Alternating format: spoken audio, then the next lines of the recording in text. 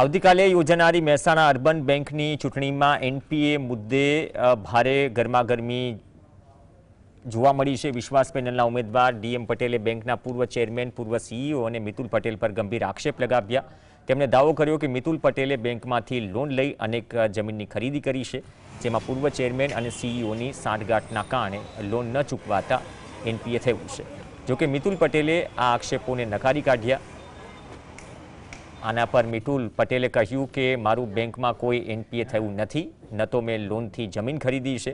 આ ચૂંટણી સમયે મને બદનામ કરવાનો પ્રયાસ કર્યો છે। તેમણે ડીએમ પટેલ વિરુદ્ધ 1 કરોડ રૂપિયાનો બદનક્ષીનો દાવો કરવાની ચીમકી ઉચ્ચારી। મારા સગાવાળાનું કોઈ એનપીએ નથી, કોઈ એજે પટેલનું 70 કરોડનું છે જ નહીં। એમના દૂરના સગાઓ, એમાં વિનોદ પટેલની ભાગીદારી વાળા એમના દૂરના સગાઓ કદાચ હશે, પણ એમાં વિનોદ પટેલની ભાગીદારીમાં છે અને વિનોદ પટેલે જ એ લોન ધિરાણ કરેલું છે અને એવડી મોટી કોઈ રકમ છે જ નહીં। વિનોદ એજે પટેલનું નામ છે જ નહીં ડાયરેક્ટ, તમે લાવો, એમના છોકરાનું પણ નામ નથી। ડીએમ પટેલ એકદમ જુઠ્ઠાણું ચલાવી રહ્યા છે। મારી બેંકમાં એક પણ પૈસો બાકી નથી। હું મારા પૈસે જમીન ખરીદું છું।